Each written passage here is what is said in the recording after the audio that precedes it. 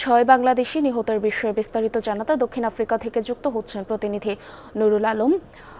নুরুল আলম, নিহতদের সবার পরিচয় কি এর মধ্যে নিশ্চিত হওয়া গিয়েছে কিনা এবং দূতাবাসের পক্ষ থেকে কি এ বিষয়ে কোনো উদ্যোগ নেওয়া হয়েছে? বিস্তারিত কি তথ্য রয়েছে আপনার কাছে? গতকাল রাতে আসলে যে অগ্নিকাণ্ডের ঘটনা ঘটেছে, সবশেষ তথ্য অনুযায়ী আমরা নিশ্চিত হতে পেরেছি যে আহ, ছয়জনের ছয়জনের মৃত্যু হয়েছে। এমনকি সেখানে 7 জন অবস্থান করছিলেন ওই দোকানটিতে। 6 জনের মধ্যে আমরা 4 জনের নাম ইতিমধ্যে পেয়েছি। যারা নিহত হচ্ছেন তারা হচ্ছেন মোহাম্মদ ফয়সাল, মোহাম্মদ ফাহিম, শামীম হাসান এবং মোহাম্মদ আপন। 4 জনের নাম নিশ্চিত হতে পেরেছি। আমরা কথা বলেছিলাম এখানকার রাষ্ট্রদূত শামের শফির সাথে। তিনি এখানকার স্থানীয় সময় দুপুর 2টার ফ্লাইটে যে স্থানটিতে অগ্নিকাণ্ডের ঘটনা ঘটেছে তিনি সেখানে যাবেন। একই সাথে উনার সফরসঙ্গী হিসাবে আমিও সেখানে যাচ্ছি।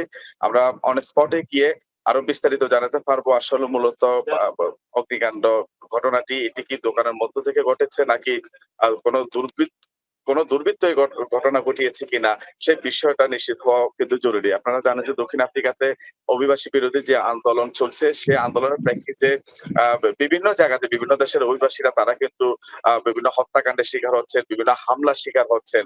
ওই ধরনের কোনো কিছু আছে কিনা সেটিও আমরা জানার চেষ্টা করবো অন স্পটে গিয়ে।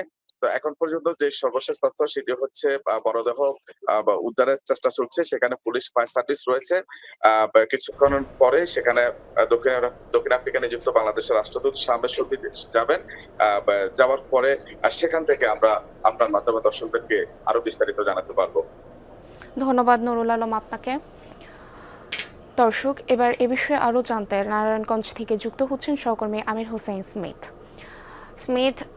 নিহতদের বাড়ি নারায়ণগঞ্জের কোন কোন জায়গায় এবং পরিবারের সদস্যরা এ বিষয়ে কি বলছেন? কি তথ্য রয়েছে আপনার কাছে? পূরবী যে নারায়ণগঞ্জের নদী পরিবেষ্টিত বক্তাবলী এবং আলিকটেক ইউনিয়নে যে 6 জন মারা গিয়েছেন তার মধ্যে 5 জনের বাড়ি আমরা শনাক্ত করতে পেরেছি এবং জেলা প্রশাসন উপজেলা প্রশাসনের পক্ষ থেকে জানানো হয়েছে যে 6 জন মারা গেছে, তার মধ্যে 5 জনের বাড়ি কিন্তু এই কুড়ের পাড় এলাকা, অর্থাৎ আমি যে এলাকাটিতে এখন আছি সেটি এক অত্যন্ত রিমোট একটা এরিয়া। সেখানে নদী পরিবেষ্টিত পুরো এলাকা।